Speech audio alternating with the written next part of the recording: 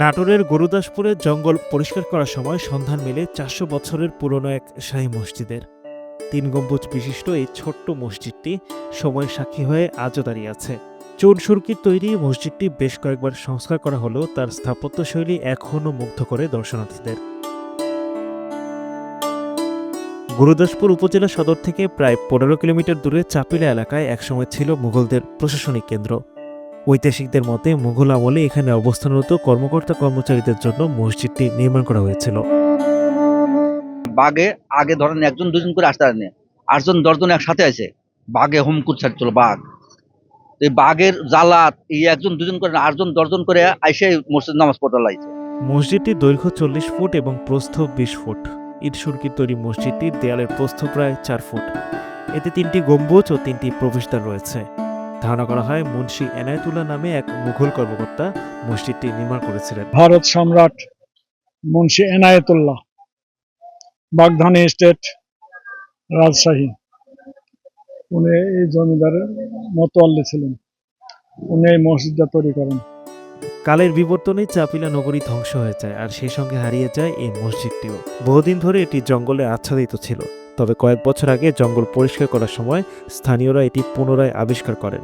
শহর উচ্ছেদ হয়ে যায়, তখন এটা জঙ্গলে পরিণত হয়ে যায়। এখানে বাঘ থাকতো। আস্তে আস্তে মানুষ আশা ধরলো এই এলাকাতে, তারপরে এটাকে জঙ্গল পরিষ্কার করলো, দেখলো একটা মসজিদ।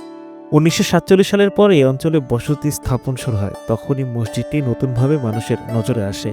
তবে লোকমুখে প্রচার হয় এটি এক রাতের মধ্যে তৈরি গায়েবী মসজিদ। এ ধারণা ছড়িয়ে পড়লে বহু মানুষ বিভিন্ন মানত নিয়ে এখানে আসতে শুরু করেন। পরবর্তী মানুষ যখন এটা আবাদের একটা পরিস্থিতি করেছে, তখন থেকে অনেকের ধারণা যে এটা জিনের বা গায়েবী। আসলে গায়েবী বা জিনের তৈরি না, এটা জনমনের ধারণা।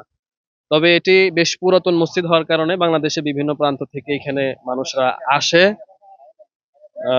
এখানে মানুষজন আসেন এবং অনেক বড় জামাত হন।